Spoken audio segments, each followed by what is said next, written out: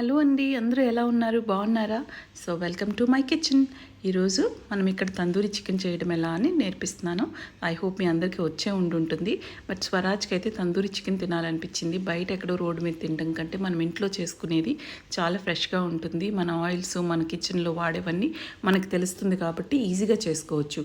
So ఇక్కడ నేను 3 table spoon అల్లం వెల్లిపాయ పేస్ట్ ఫ్రెష్గా చేసింది వాడుకుంటున్నాను. కారపొడి ఒక 3 స్పూన్లు, ఉప్పు తగినంత, తర్వాత జీలకర్ర పొడి ఒక 2 స్పూన్లు, ధనియాల పొడి ఒక 2 స్పూన్లు అందులోని యాడ్ చేసుకుంటున్నాం అన్నమాట. ఫస్ట్ మనం పేస్ట్ రెడీ చేసుకోవాలి. ఈ పేస్ట్ మనం ప్రతిదానికి వాడచ్చు.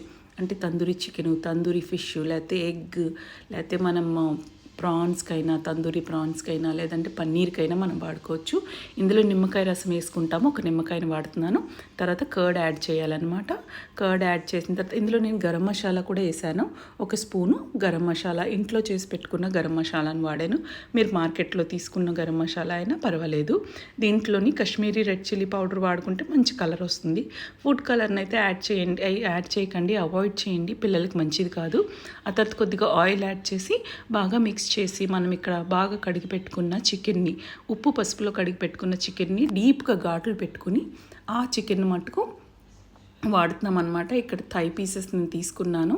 చికెన్ జాయింట్స్ అనమాట, లెగ్ జాయింట్స్. మీరు కావాలంటే లెగ్ పీసెస్, చెస్ట్ పీస్ సపరేట్గా తీసుకొనైనా తందూరి చేసుకోవచ్చు. తందూరి అంటే తందూరిలోనే కుక్ చేయాలి కదా, లేదంటే మీ దగ్గర అవన్ ఉంటే, ఎయిర్ ఫ్రైయర్ ఉంటే అందులోనైనా చేసుకోవచ్చు. రెసిపీ అయితే ఒకటేనండి.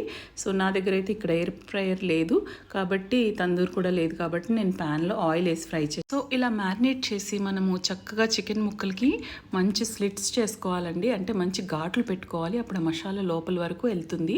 సో ఫ్రెండ్స్, మీ అందరికీ నా వీడియోస్ నచ్చుతాయని నాకు తెలుసు. ఒకవేళ నచ్చినట్లయితే తప్పకుండా లైక్, షేర్, సబ్స్క్రైబ్ చేయండి.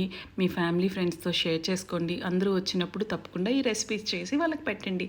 సో ఇదిగోండి, ఇలా ఆయిల్లోని మనం చక్కగా ఫ్రై చేసుకోవాలండి. కొద్దిగా ఆయిల్ ఎక్కువే పడుతుంది, ఎందుకంటే చికెన్ పెద్ద పీసెస్ కదా, బాగా కుక్ చేశానమాట. సో కొద్దిగా తిప్పుకుంటూ మనం సిమ్లో పెట్టుకొని బాగా ఫ్రై చేసుకోవాలి. కనీసం ఒక 20 మినిట్స్ వరకు అయినా ఫ్రై అవుతుంది. చికెన్ ఎక్కడ కూడా మాడిపోకుండా చక్కగా ఫ్రెష్గా ఉండేలాగా బాగా ప్రెస్ చేస్తూ ఘాట్లు డీప్గా పెట్టాలండి. అప్పుడు పెద్ద పీసెస్ అయినా బాగా కుక్ అవుతుంది లోపల వరకు, లేదంటే రా ఉండిపోతుంది అనమాట చికెను.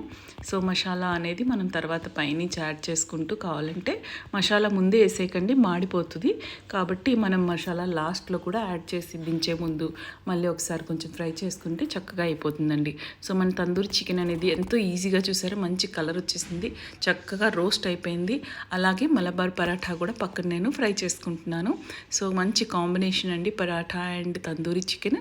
సో మా ఇంట్లో అయితే ఇదంతా చేసుకుని మేము ఎంజాయ్ చేసాం. మరి మీరు కూడా తప్పకుండా ట్రై చేయండి అండ్ కమెంట్స్లో తెలియచేయండి. మీకు రెసిపీ నచ్చినట్లయితే తప్పకుండా మీ ఫ్రెండ్స్ అండ్ ఫ్యామిలీతో షేర్ చేసుకోండి. మరెన్నో వీడియోల్లో తింటూ తిరుగుదాంలో మళ్ళీ కలుద్దాం. అప్పటి వరకు టేక్ కేర్, బాయ్ ఫ్రెండ్స్.